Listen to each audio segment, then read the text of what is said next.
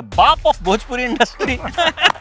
मैं कह रहा हूँ कैमरे के सामने कि आज की दौर में जो सुपरस्टार हैं उन सब की पहली फिल्म मेरे ही साथ है। पवन सिंह की सबसे बड़ी खासियत क्या लगती है? एक आदमी देखिए क्या होता है ना, जो कला का साधक होता है जी। जो व्यवसायिक नहीं है वो अपने मूड के हिसाब से चलता है। खेसारी जी की बात है कि देखिए मेहनत दिनेश जी का भी है।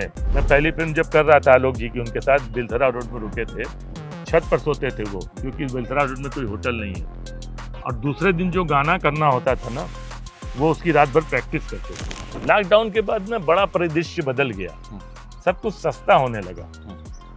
एक ड्राइंग रूम पकड़ लो, एक घर पकड़ लो, भाई भाभी भौजाई माँ पकड़ लो और एक फिल्म बना दो। आज आपको पवन सिंह के बाप से मिलवाते हैं। बाप कोट सर सही कहा? फिल्मी बाप। और खेसारी के भी बाप से मिलवाते हैं। जी, फिल्मी फिल्मी बाप, ये आपने ठीक किया। फिल्मी बाप। तो सर क्या हाल चाल है? सबसे पहले सब बहुत क्या बढ़िया, लखनऊ बहुत में क्या कर रहे हैं? लखनऊ में शूटिंग कर रहे हैं भाई पवन सिंह कौन जी सी के फिल्म? साथ सूर्यवंशम की। सूर्यवंशम जी। क्या है इसमें भी आप बाप ही बने? इसमें भी बाप ही इसमें है। भी बाप। हाँ। आप बाप बन कैसे गए? द बाप ऑफ भोजपुरी इंडस्ट्री। तो फिल्मी बाप। हाँ, फिल्मी हाँ, बाप ही हाँ, बनना पड़ता हाँ, है। बाकी रियल बाप तो सबके अलग अलग होते बिल्कुल हैं। बिल्कुल। और ये मतलब एक बात है, मैं कह रहा हूँ कैमरे के सामने कि आज की दौर में जो सुपरस्टार हैं उन सब की पहली फिल्म मेरे ही साथ है। मतलब हाँ वही मुझे बड़ा ज्यादातर। इंटरेस्टिंग। खेसारी लाल हों, पवन जी हों, दिनेश जी हों, अच्छा, कोई भी। खेसारी लाल की कौन सी फिल्म वो भी आपके साथ थी? चिंटू भी आपको बता रहा, जो प्रदीप पांडे। ये मुझे एक एक करके बताइए। सबसे पहले पवन जी से ही शुरू करते हैं, क्योंकि शूटिंग अभी आप उन्हीं के साथ कर रहे हैं। तो पवन जी के साथ हमारी फिल्म थी, नाम तो नहीं याद आ रहा है मुझे, उसमें मेरा फिदा का रोल तो नहीं था उनका। और खेसारी के साथ जो पिक्चर आई साजन चले ससुराल, उसमें भी पिता का नहीं था, उनके ससुर का रोल था। पहली फिल्म उनके साथ, पहली फिल्म ससुर भी उनके पिता साथ समान ही। हाँ, और दिनेश की पहली फिल्म थी हमके ऐसा वैसा न समझी। तो वो चूंकि उसमें स्टूडेंट थे और उसमें उनके कई टीचर होते हैं कॉलेज में, तो उसमें मैं एक अंग्रेजी का अध्यापक रहता हूँ और वो अंग्रेजी में थोड़ा कमज़ोर रहते हैं, तो मैं उनको समझाता हूँ और उसमें भी टीचिंग करने का एक अच्छा वो था उनके साथ। और चिंटू ने जब एज हीरो जीना तेरी गली में, तो राजकुमार जी ने कहा कि अनूप जी आप लकी बाप हैं सबके, इनके भी बाप, क्योंकि चिंटू तो बचपन से काम कर रहा था। जी। तो जीना तेरी गली में उसके भी फादर का रोल किया, फिर दुल्हन चाहिए पाकिस्तान में, और हम लोग की केमिस्ट्री बहुत अच्छी है। और मंदिर वहीं बनाएंगे, मतलब हम लोग कॉमेडी और सीरियस, हमारा और चिंटू का बड़ा। और वैसे ही खेसारी लाल के साथ है, मैंने बहुत फिल्में उसके साथ कॉमेडी भी की हैं। पवन जी के साथ जय हिंद में भी उनके फादर का रोल किया था। कई फिल्में, लास्ट उनकी पवन पुत्र थी, और काफ़ी समय बाद हम लोग काम कर रहे हैं। तो कुछ अंदाजा है कितनी फिल्मों में आप बाप बन चुके हैं? देखिए फिल्में तो मेरी ज़्यादातर मुझे ना हीरोइनों का बाप बनाया जाता है। अच्छा। हाँ, दुख होता है इसलिए कि हीरोइन अमीर दिखाई जाती हैं अक्सर, और हीरो गरीब दिखाया जाता है। तो लोग कहते हैं नहीं यार, गरीब बाप में ये ठीक है वो ठीक है, आप थोड़े अमीर बाप वाला करो। तो दुख नहीं होता यार, हीरोइन का बाप ही बना देते हो? नहीं, कोई नहीं दुख होता है, सब अपने बच्चे ही हैं। तो ये बताइए कि आपने कैसे शुरुआत की थी? कहाँ से आपने एक्टिंग का कोर्स किया, या फिर ऐसी बचपन से कीड़ा था? मेरी शुरुआत थिएटर से है। अच्छा, थिएटर से। हम बनारस से हैं, और 1976 उसी समय मैंने बनारस हिंदू यूनिवर्सिटी में एडमिशन लिया था ग्रेजुएशन में, और उसी समय मेरा पहला थिएटर हुआ था।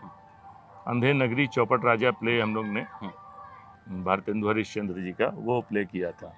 और थिएटर उसके बाद 79 में रेडियो ज्वाइन किया। आज भी मैं BI का आर्टिस्ट हूँ। 85 में दूरदर्शन में ऑडिशन दे के आया मैं। तो ये सब जो है सीढ़ी दर सीढ़ी। फिल्में हम लोगों के लिए उस समय प्राथमिकता नहीं होती थी, क्योंकि थिएटर अपने आप में एक बहुत बड़ी कार्यशाला थी, और एक थिएटर करने के लिए भी बहुत संघर्ष करना पड़ता था उस समय। मतलब एक नाटक में रोल नहीं मिलता था, आपको बता दूं। 2 साल तक मैंने बाहर जाके, मैं गेट के बाहर रिहर्सल जहाँ होती थी वहाँ बैठाया जाता था कि जाओ पान ले आओ, चाय ले आओ। फिर एंट्री मिली कि प्रॉम्प्टिंग करो। फिर हम लोगों ने सेट भी बनाए हैं, झाड़ू भी लगाया है, पर्दे भी टांगे हैं, लाइट भी ऑपरेट की है। तो ये हम लोग की सीढ़ी दर सीढ़ी चढ़े। फिल्मों में आने का शौक तो देखिए सबको होता है, क्योंकि जब हम बचपन में थे और पोस्टर 6 सीटर देखते थे चाय की दुकान पर, तो लगता था यार कभी हमारी भी फोटो यहाँ लगेगी। ये हर एक का सपना होता है।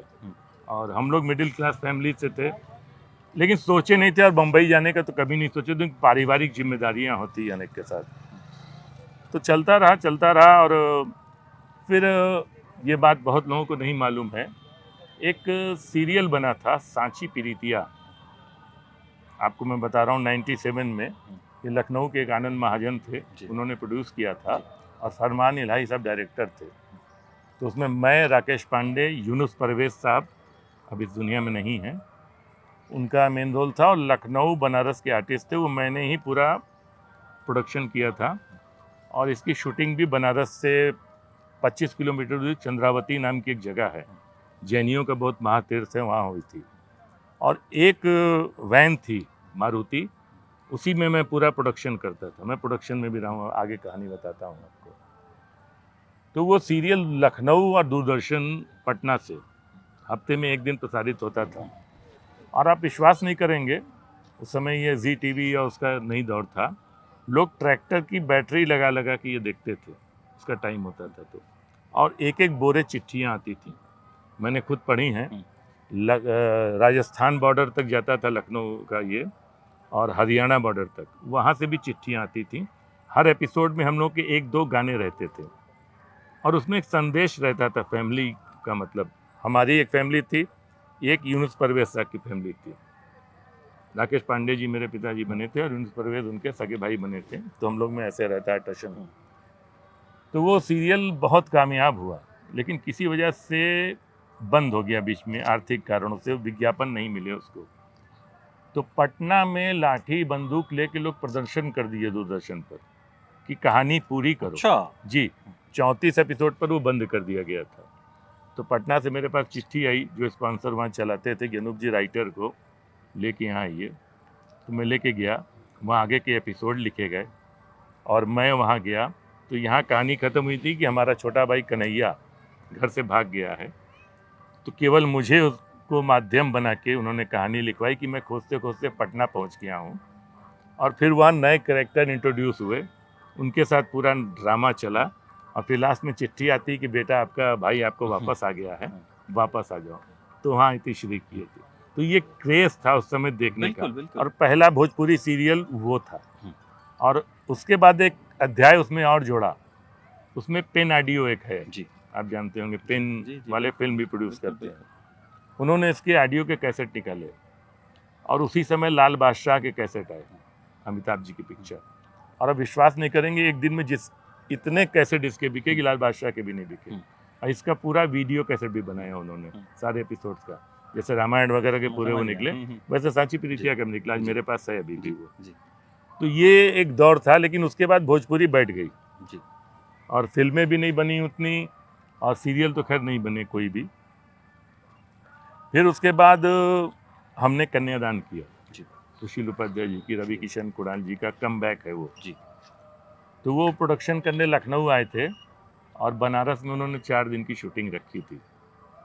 तो उन्होंने जब अपनी कहानी बताई, हमने, सुशील जी ने, तुमने कहा आप मेरे पास करिए, मैं आपको सब करवा दूंगा। वहाँ से ये भोजपुरी में मेरा दौर शुरू हुआ। उसके पहले मैं हिंदी का प्रोडक्शन किया था। आज फिल्म नाना पाटेकर परेश रावल के साथ, उसकी 40 दिन की शूटिंग की थी जी। और उसमें मेरा एक बहुत अहम किरदार है डीएम का जी, जो कि परेश रावल और उनकी लड़ाई है नाना की, और उनके बीच की कड़ी मैं हूँ जी। मैं कभी इनसे बात करता हूँ, कभी उनसे बात करता हूँ। तो हिंदी में परेश रावल के साथ किया, नसरुद्दीन शाह के साथ पप्पू कांड डांसाला, मतलब जो प्रोडक्शन करते थे बनारस में, उसमें रोल भी कर ही लेते थे बिल्कुल। पर 2003 से कन्यादान के बाद मैं भोजपुरी की ओर ही मुड़ गया, मतलब जी। उसके साथ आलोक कुमार जी हमारे बहुत बड़े प्रोड्यूसर रहे हैं। अभी तो फिलहाल फिल्में नहीं बना रहे हैं, क्योंकि भोजपुरी में उनका बहुत बड़ा योगदान रहा है। 13 बड़ी बड़ी फिल्में उन्होंने बनाई, तो उनकी सारी फिल्मों को लेकर मैं चलता रहा। और एक पारिवारिक जिम्मेदारियों में मैं बम्बई कभी नहीं आया, आप सोचिए। अच्छा जी, 2009 में मैं ऐसे ही आया कि चलिए 6 महीना रह के देखते हैं। उसके पहले मैं बम्बई कभी आया गया नहीं। और वो 6 महीना होते होते आज 2023 आ गया सर, मुंबई में बस गए।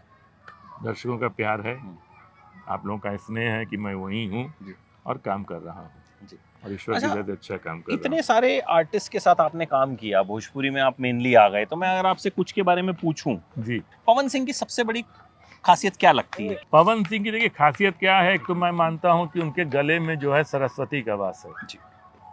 क्योंकि जैसा जैसा लोग बोलते हैं और जैसी उनकी या उनका एक जो मूड है, एक आदमी देखिए क्या होता है ना, जो कला का साधक होता है, जी।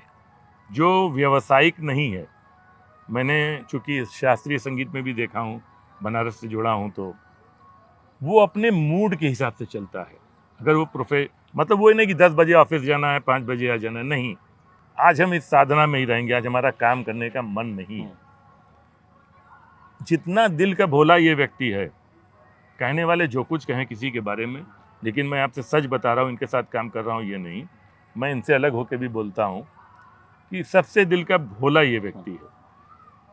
होता क्या है कि एक कान जो है आपका, इसमें जो बातें जाती हैं, अगर आप उनकी तह तक नहीं जाते हैं, मैं हमारे आर्टिस्टों की थोड़ी, या जो हमारे डायरेक्टर हैं, जो भी कान के थोड़े कच्चे होते हैं या दिल के अच्छे होते हैं इसलिए कान के कच्चे होते हैं, ये मैं नहीं समझ पाता।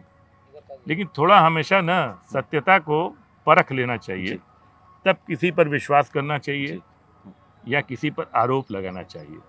पवन जी बहुत सच्चे आदमी, आपसे वास्तव में जब आप काम करते हैं, उनसे जुड़ते हैं ना, बाहर लोग कहते हैं अरे यार उनकी फिल्म करोगे, कैसे ये होगा, कैसे ये होगा, नहीं आते। मैं तो फिल्म कर रहा हूँ, देखिए आज कितने दिन हुआ है, अभी 25 से शुरू हुई है और आज 14 तारीख है, हम लोग का 80% काम हो चुका है और आप खुद भी देखेंगे। जी बिल्कुल बिल्कुल, बहुत अच्छे हैं। बाकी हमारे सारे, मैं दिनेश जी सबसे समझदार इंसान हमारे यहाँ हाँ, हैं। मैं दिनेश जी पे ही आ रहा था कि उनकी हाँ। सबसे बड़ी खूबी आपको क्या लगती है? सबसे दिमाग वाले और अच्छे इंसान और सबसे ज्यादा सबकी सहायता करने वाले इंसान। किसी को कभी कोई जरूरत हो, जितना आर्थिक रूप से, मैं भी एक समय रहा कि हम लोग बहुत साथ रहते थे, तो कहीं कुछ भेजना होता था तो मुझे भी कहते थे कि भैया आप जीबत दे दिए कोई ब्याह शादी में, और कभी उन्होंने किसी से कहा नहीं। मैं जानता हूँ कि अंदरूनी तौर पर उन्होंने बहुत लोगों की मदद की है और आज भी कर रहे हैं, ऐसा नहीं है। दिल के बहुत अच्छे हैं, हमेशा साथ देने वाले हैं, सारे लोग अच्छे हैं। और खेसारी के पूछूं तो सबसे बड़ी खूबी क्या आपको लगती है? खेसारी जी की बात है कि देखिए मेहनत दिनेश जी का भी है।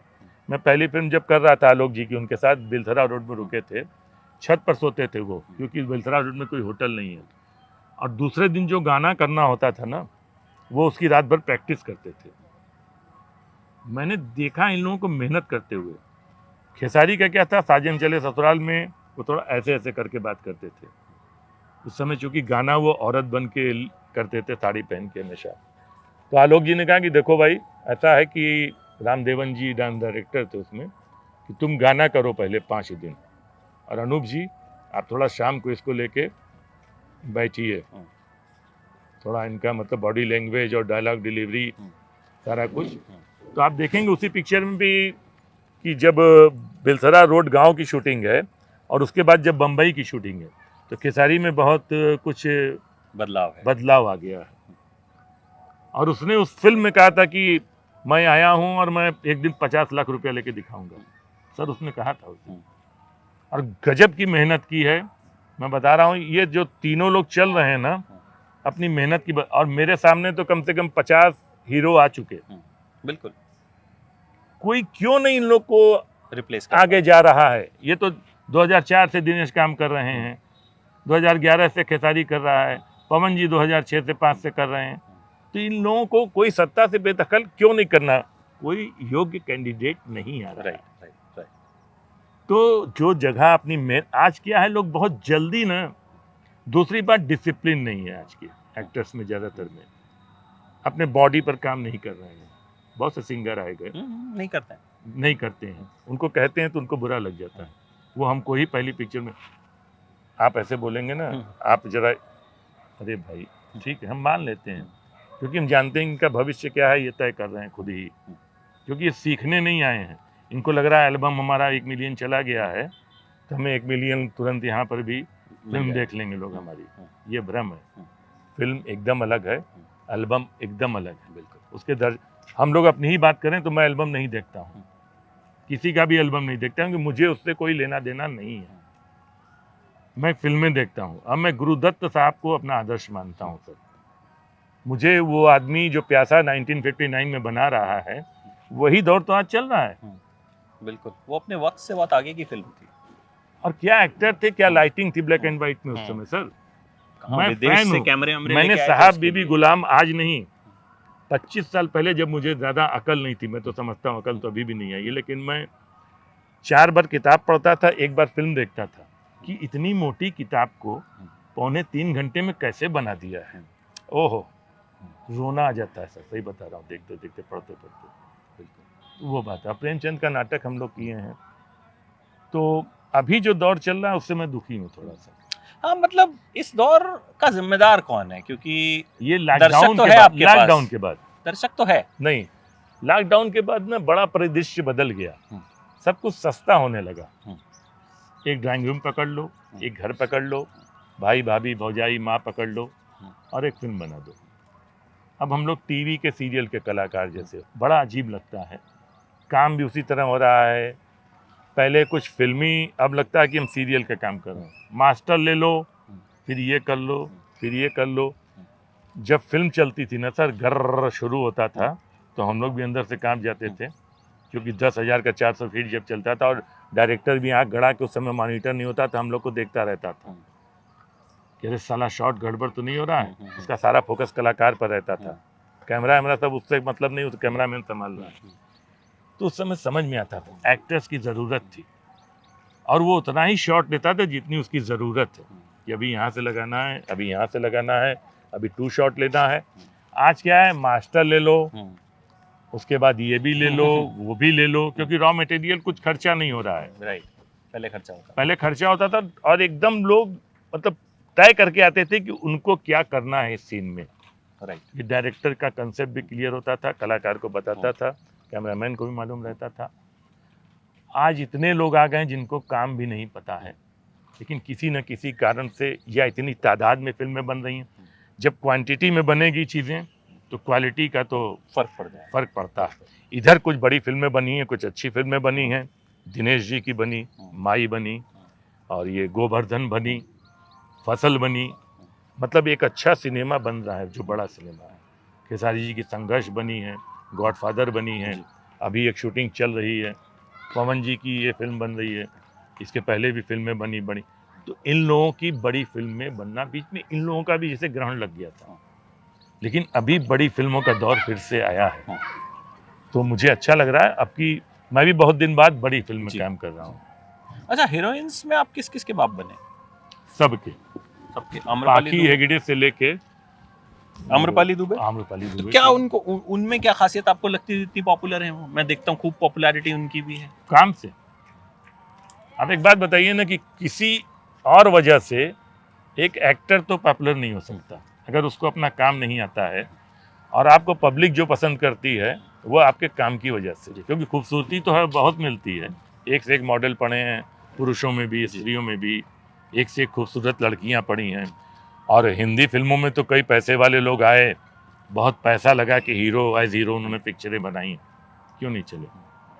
निरहुआ क्यों चला, जिसकी नाक जिस समय आया था चौड़ी थी, उसका कद इतना छोटा सा था, हमारे एक डायरेक्टर ने उसको लेने से इनकार कर दिया था प्रोड्यूसर के कहने पर। अच्छा। कि मैं नहीं काम करूंगा इसके साथ। तो प्रोड्यूसर ने क्या कहा, सुनिए, कि आप हट जाइए, मैं दूसरा डायरेक्टर लेके फिल्म बनाऊंगा। और फिल्म बनाई, अब 25 हफ्ता चली, वही दिनेश जी की चौड़ी नाक के साथ। इतना लंबा करियर आपका रहा, तमाम लोगों के साथ आपने काम किया, कुछ ऐसे किस्से जो याद रह गए कि ये हुआ था यार? और जब हम बैठते हैं ना, सोचते हैं, किस्से सुनाते हैं, तो कुछ ना कुछ ऐसा निकलता है।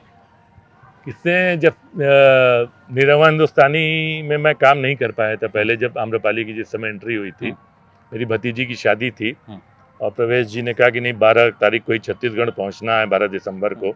मैंने कहा यार 12 दिसंबर को शादी है, 13 को पहुंच जाऊंगा।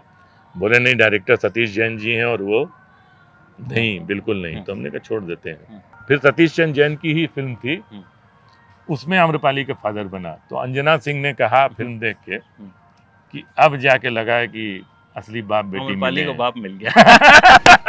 फिर तो निरहुआ चल अंदर में भी मैं उसका फादर बना, तो और कई फिल्मों में बना जी। तो अच्छा है, सबके साथ काम करने का ना एक अलग मजा है। जैसे पहले खेसारी थे तो वो बहुत सरल थे, या अब बड़े स्टार हो गए हैं जो भी है, मैं भी बहुत कम काम कर रहा हूँ।